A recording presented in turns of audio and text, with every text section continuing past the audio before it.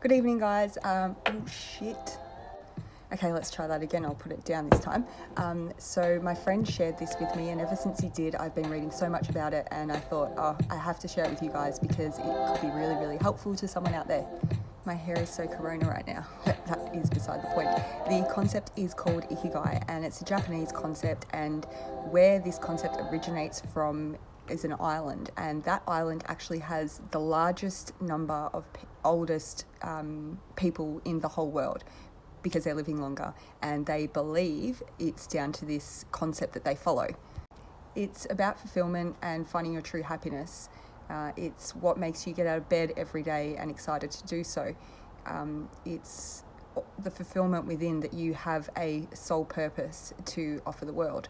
So it's a really interesting concept, and I'm going to tell you about it now. There's four main areas. There's passion, mission, vacation, and profession. So these are the four areas that create the Ikigai concept, if you will.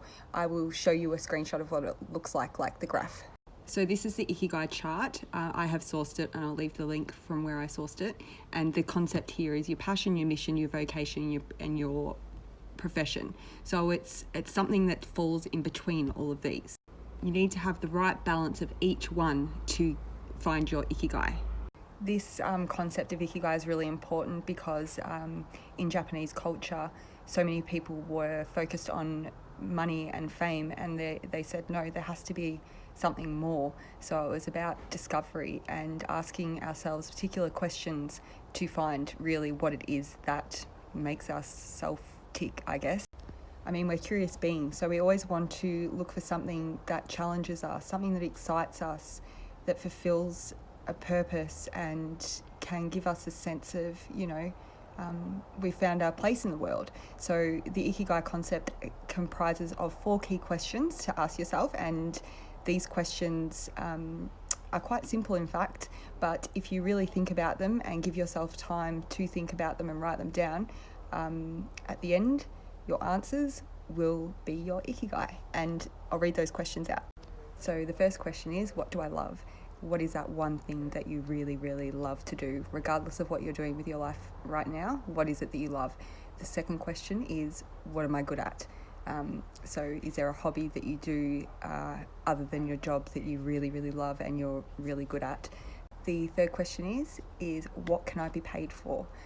Something that can ultimately transform into a future gig down the road. So you find what you love, what you're good at, what you can be paid for, and the fourth one is what does the world need? So does this thing that you love to do, that you're good at, that you can be paid for, does the world need it? Those 4 questions will ultimately give you your answers to your true calling, so to speak. And I really wanted to share this is because I feel that I've found mine and I live it every day. So I believe in it, and I highly value this concept and think it's brilliant. So I really hope it can help you have a look at your deeper core reasons, and you can find something positive within it and work on doing what you love.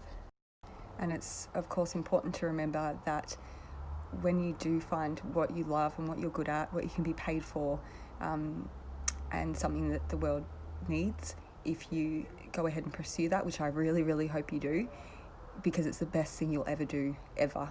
I can say that from experience. Do not listen to anyone else if they say you can't do it, or they laugh at you, or they think it's an absolute, pipe dream. It can happen. You just have to work for it and not let anyone else get inside your head. It is so important to just pursue it with all you've got. It might take time, and everything worth having does take time. It's passion, persistence, and patience.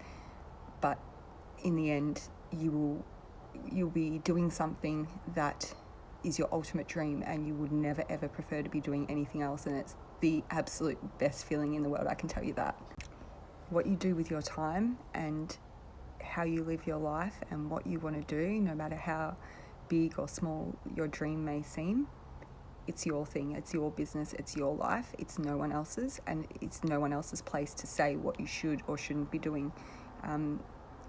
I have experienced it in the past 5 years ago I was called a loser and laughed at when I said I was going to be a designer, because I was a full-time carer for all of my 20s and hadn't worked for 10 years. So it was like, oh, that's impossible for her to be able to do that. And, you know, I may still be a small fish in the sea, but I'm doing what I love, and I'm doing it with honesty and passion and giving absolutely everything I've got to it. And, you know, I'm working brand builds in Vanuatu and for cafes, and I still pinch myself, but it's because I followed my dream and what I loved, and you can do it too. So please don't give up. Do it.